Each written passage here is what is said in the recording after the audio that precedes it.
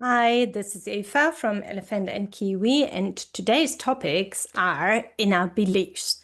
So, therefore, we look at the questions: what are beliefs? How are they created? Give you some nice examples, and then what is the resolution to it? So, let's start. Inner beliefs are internalized truths that we do rarely question, which makes it quite difficult, isn't it?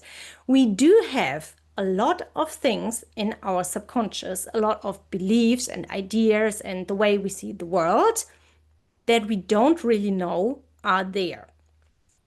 And the thing about is they are not just thoughts, they are felt experiences.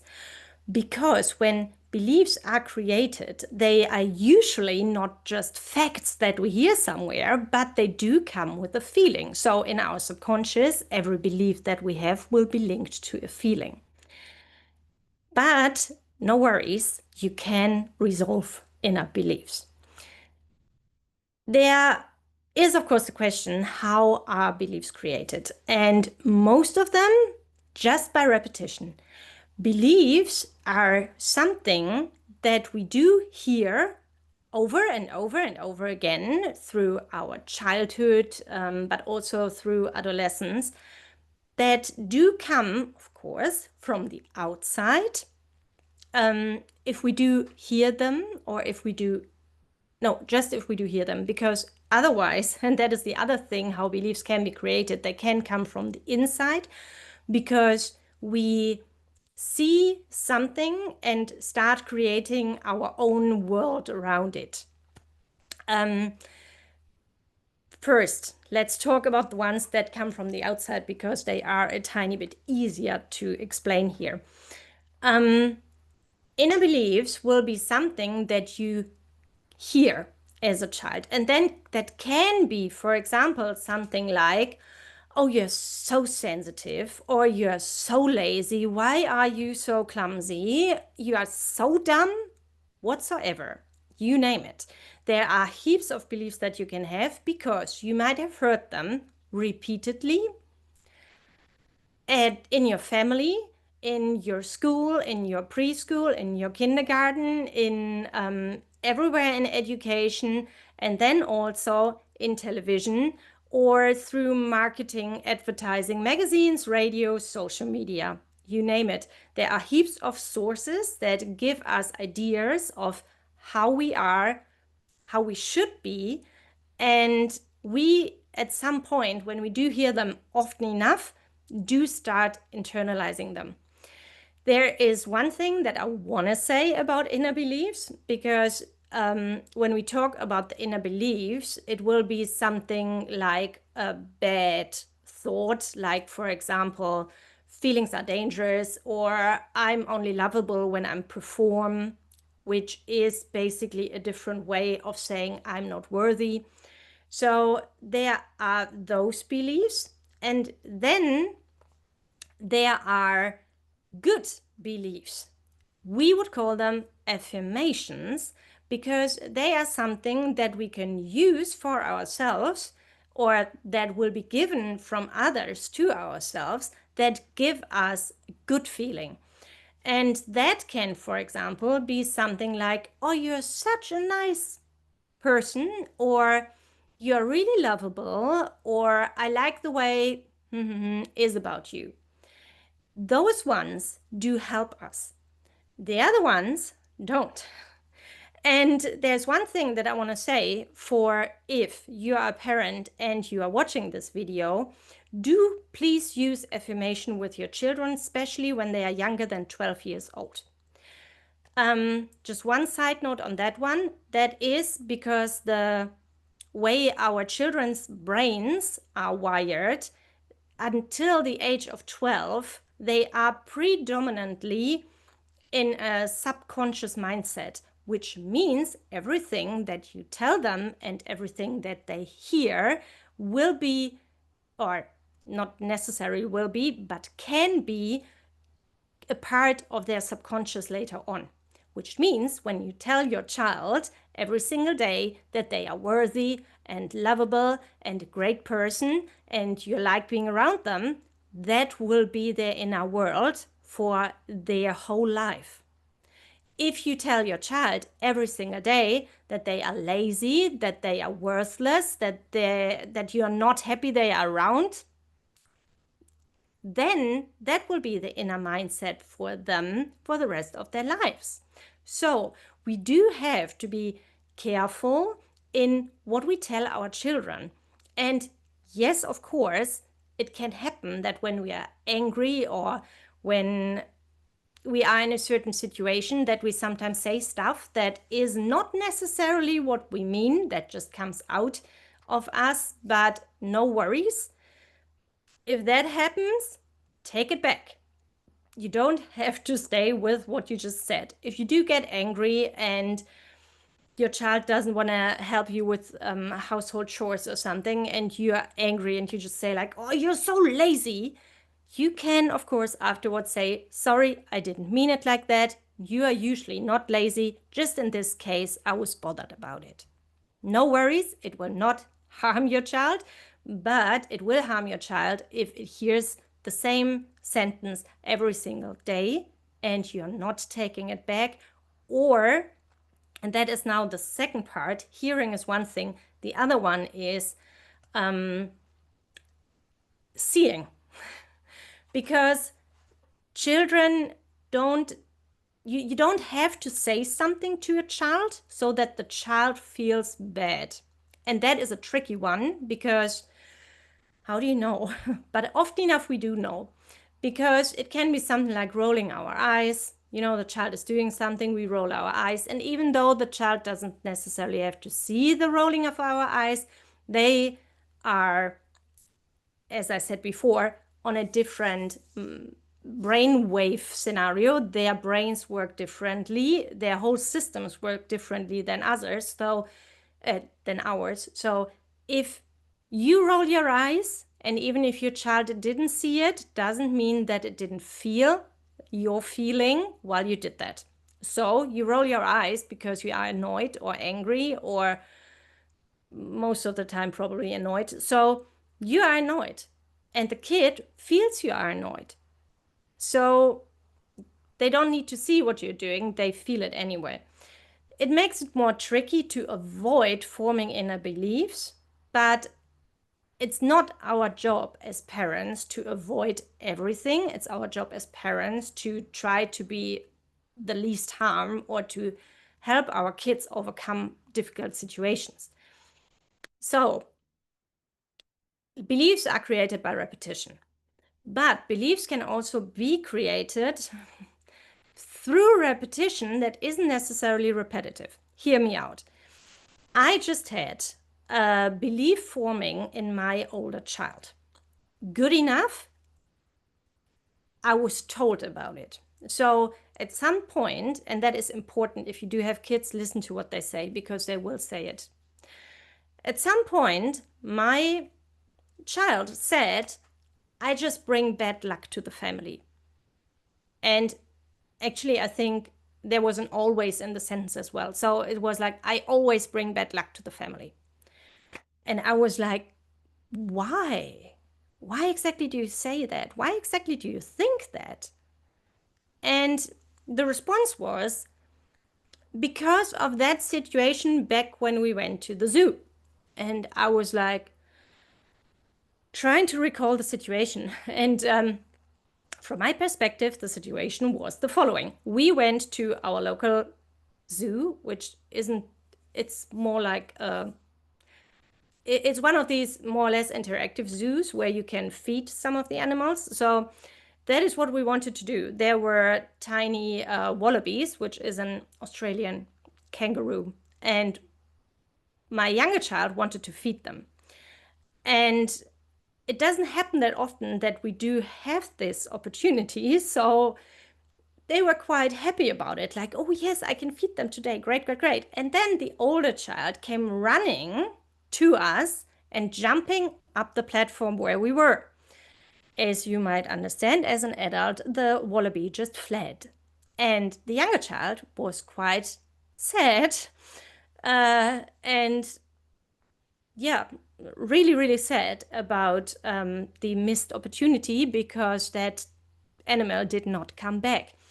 So I was a tiny bit angry about it. So I told the older child, it's not okay to behave that way. Now, your sibling doesn't have the chance to feed that animal. And they were so looking forward to it. So what I did say is, everything that you do has a consequence. So if you come here storming to us, jumping onto the platform, consequence is that animal will run away. So what you do here has a consequence there. I was angry, but that is what I said. And you could have thought that in the kid's mind, okay, A leads to B, that is what happened, but in the kid's mind, something different happened. There was one, oh no, what I do is bad luck for my sibling.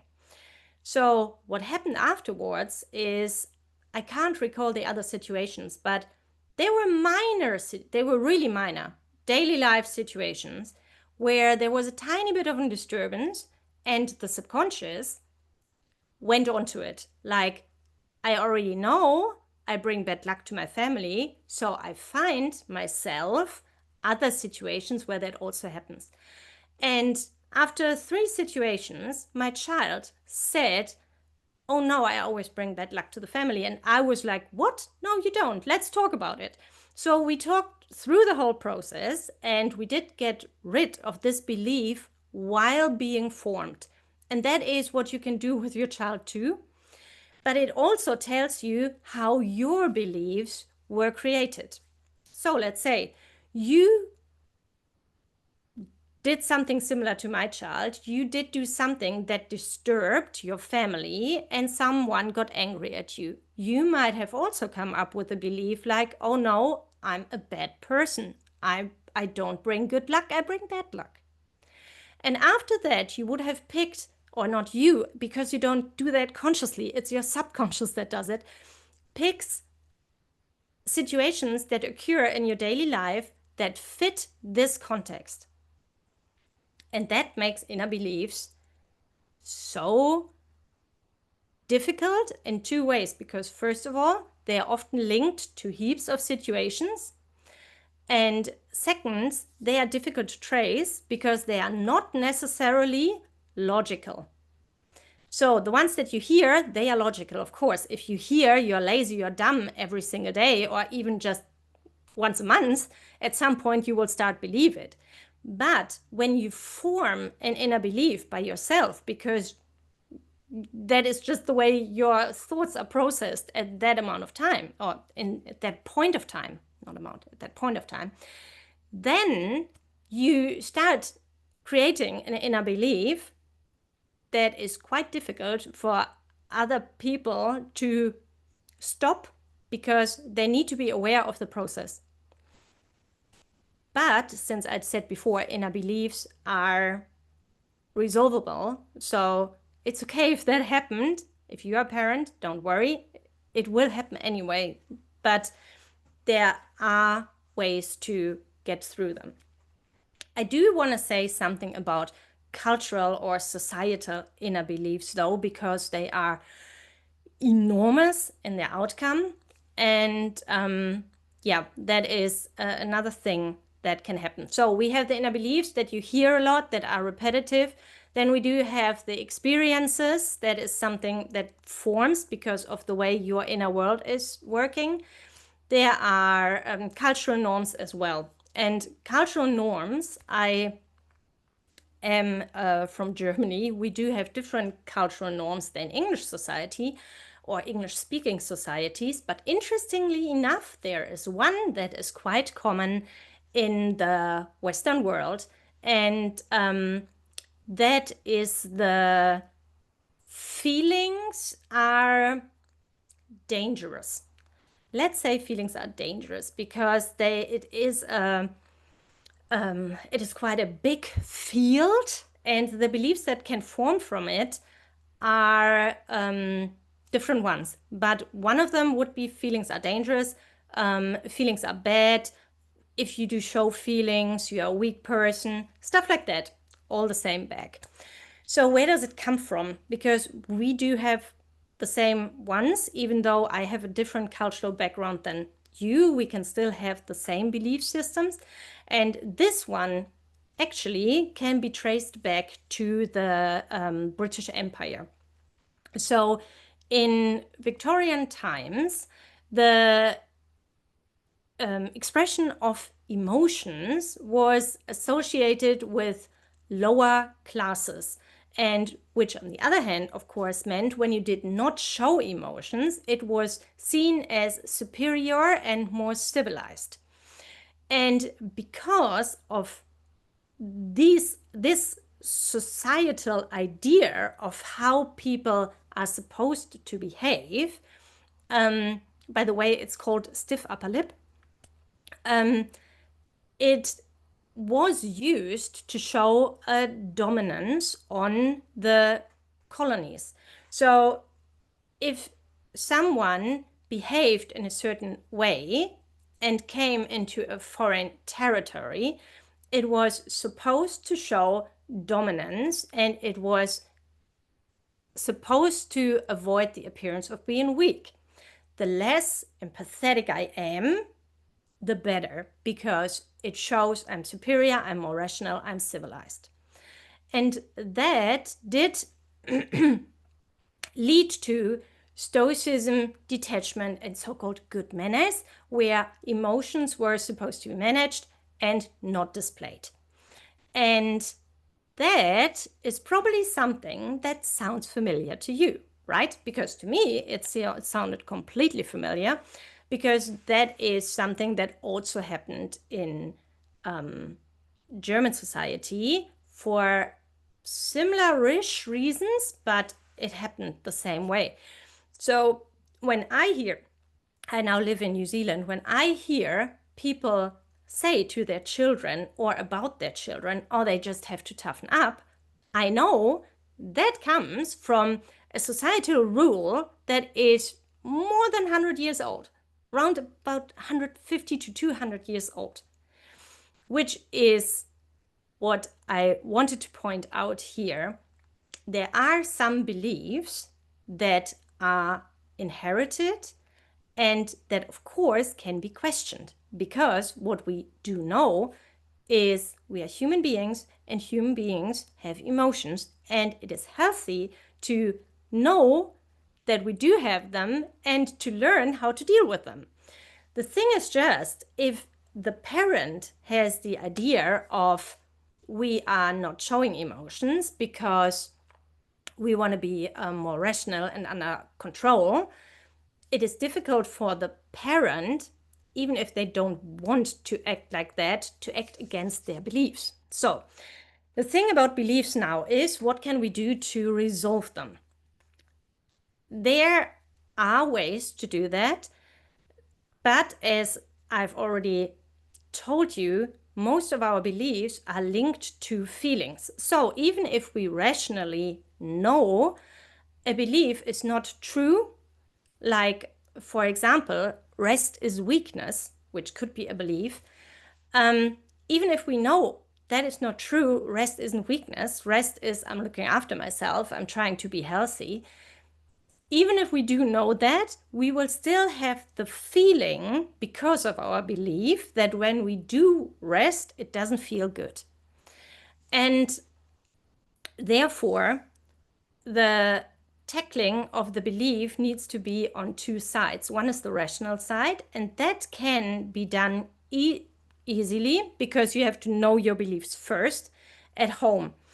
I have created a workbook, and I will put my email address into the caption. So just send me an email and I will send you the workbook, or a link to the workbook is probably easier. And then you can work through the workbook. And what you will figure out is, what are my beliefs? That is actually the most important one. Figure out what are your beliefs. Then you have to work through every single belief and try to rationalize it, which means try to figure out if it is really, really true. Like if you do, for example, have the belief, feelings are dangerous. Is that so? Why is that so? Look for examples. And when you work through that, at some point, your rational mind will have figured out, oh, yeah, that is not true, which is half the way. And what you can then start to work on too is the feeling that comes with it.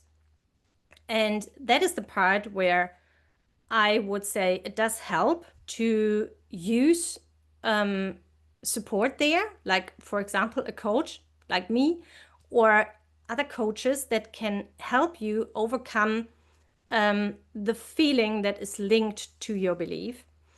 But you can also try that yourself. There are resources out there. Again, I do also have an MP3, hypnotherapy MP3, where you can use some techniques on yourself, by yourself. If that interests you, also send me an email.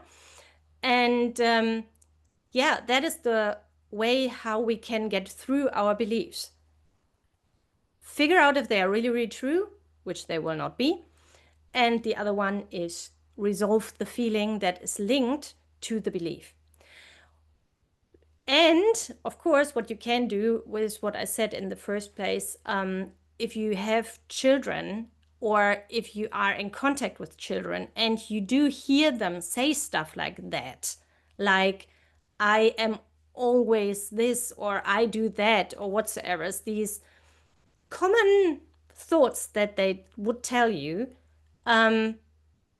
go through that process with them as soon as you can, because you can stop them creating a belief that would be true anyway, and that would probably cause them a lot of difficulties through the rest of their lives. So that would be a good deed if you help children resolve creating beliefs, and for yourself to resolve your own belief systems. It is so helpful if we do question our thoughts, and it is also so difficult. That is why I have become a coach, to help other people go through that process.